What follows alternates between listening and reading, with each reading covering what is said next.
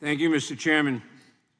After a year like 2023, a year marked in the House of Representatives by Republican infighting, the ouster of a speaker, and growing legal peril for the former president, you would think that House Republicans would want to turn the page and try their hand at some actual legislating. It is unfortunate, but not surprising, that the MAGA wing of the Republican Party seems impervious to learning from its recent past. They seem committed to the same political stunts that have, by any measure, made their majority the least productive Congress in modern history.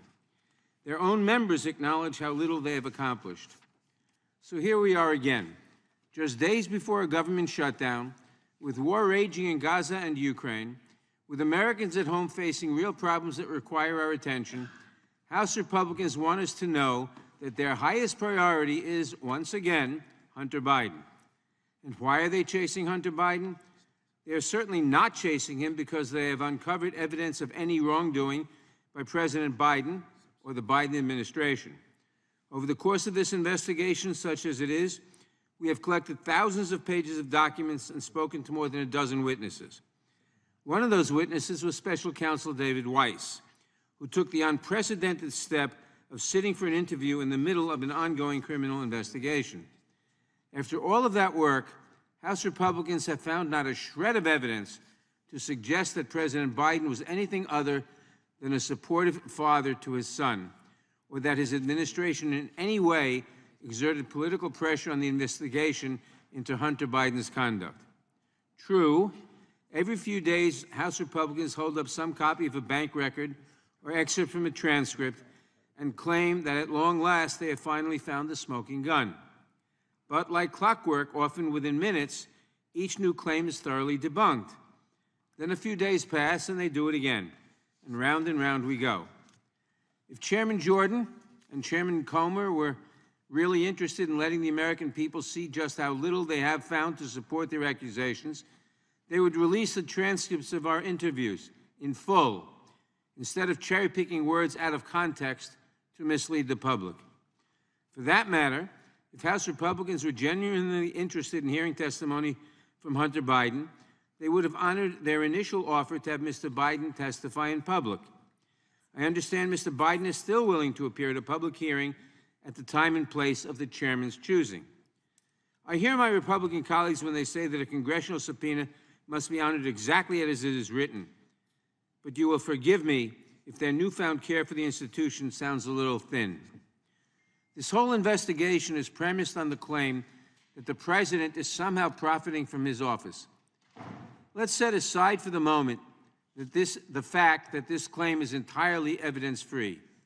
No, I have trouble taking this new interest in foreign corruption seriously because these same Republicans did nothing while President Trump took millions from foreign interests in violation of the Emoluments Clause to the Constitution.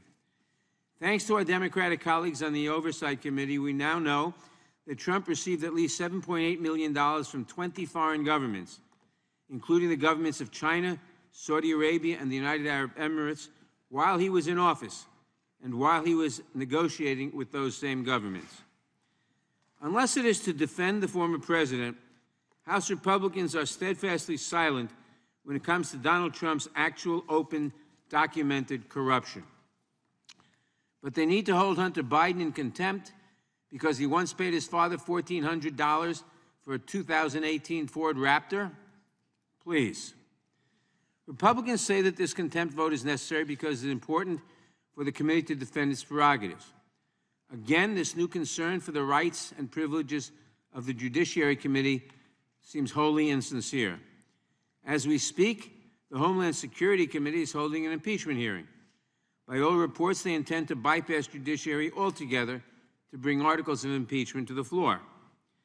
The Constitution gives the sole power of impeachment to the House of Representatives, and for the whole of modern history, the House has delegated that authority to this committee, until today.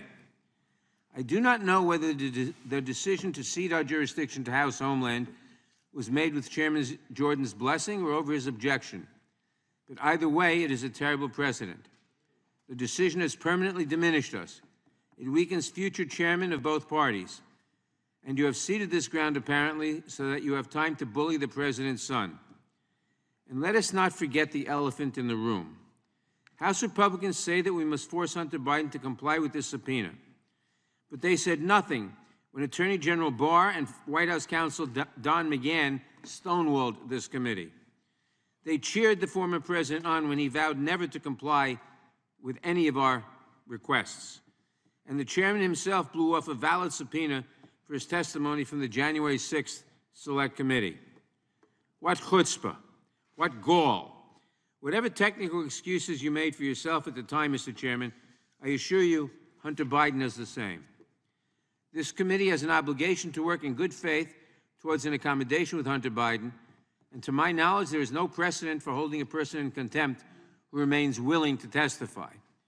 You may score points with the MAGA base by forcing this vote today, but you threaten to do real damage to our ability to secure evidence and testimony in the future. As with so much of this Republican Congress, there is a reasonable deal to be had here. House Republicans just refuse to take it. This contempt report is poorly timed, riddled with factual errors, and rife with hypocrisy. It has nothing to do with solving real problems for real people. I urge my colleagues to oppose it, and I hold out hope that this committee will return to more pressing work someday soon. I yield back. Gentleman yields back. The chair now recognizes